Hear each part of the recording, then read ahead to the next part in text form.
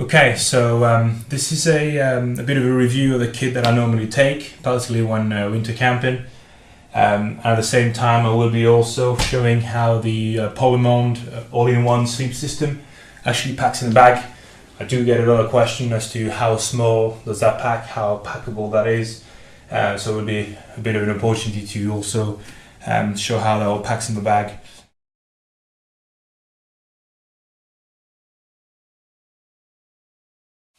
So the first thing I generally pack, obviously, is a sleeping bag in the bottom compartment. Now with the Polarmond, there is no sleeping bag really. What you do have is the outer shell, which is essentially all the sort of like sleep shell in which you normally sleep in. So it obviously comes with a compression strap bag, almost like a normal sleeping bag, and so it's a question of giving it a bit of a squeeze with the compression straps, and really that packs exactly the same size than a winter synthetic sleeping bag, so it's really not much bigger at all. Okay, so let's give it a good squeeze, because that packs down quite well, quite small, and because it's synthetic as well, you know, if you give it a good compression, that doesn't matter too much. You know, I'm not really too afraid to squash it down like I normally do with my down sleeping bag. So just put that at the bottom of the bag in here. Okay, that is the one thing.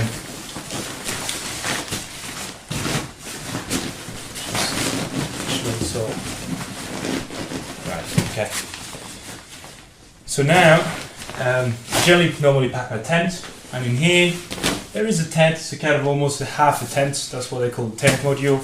There is this little pack here, so that contains basically the inner and the outer tent, which zips onto the sleep shell or the outer shell. So that generally comes next into the pack. Quite small. I'm not sure whether you can see, but again, quite small. Then the other thing is generally the sleep pad, which is in here, the Thermarest Neo Air X Therm. A very, very good pad. So that basically slides generally next to it. You've got, these are the outer shell poles.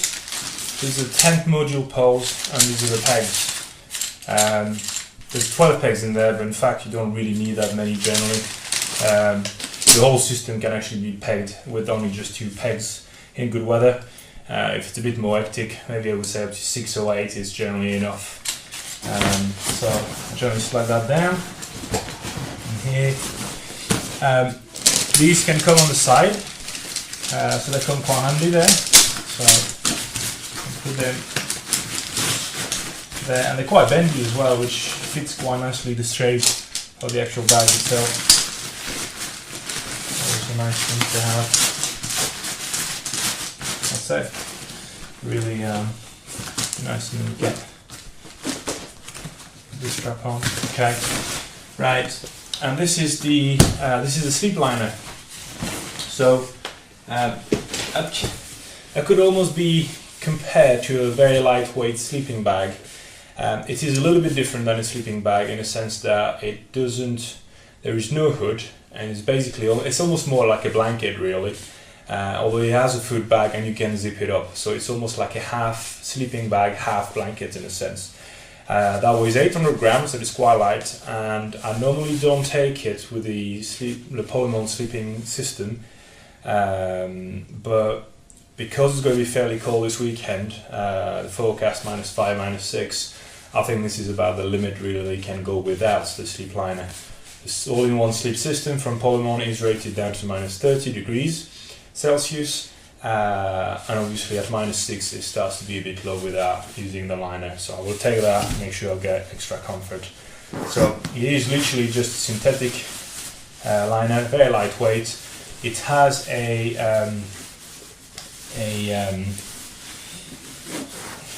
how do we call that, a reinforcement, so it's like a warmer section around the foot pad, which helps keep your feet a bit warmer. And it's got this other cord on here, so in fact if you really want to squash it down, so if you're limited in space, that is something that you can compress even more. That's it.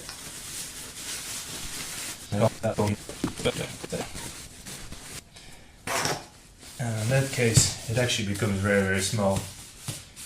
Very small. So again, it's not a great shake, about 800 grams. Very lightweight and quite compactable. So that goes nicely in the bag again. And generally put that right at the bottom next to the tent. Put it upside down, keep the handle at the top to grab it, which is easier to pull out.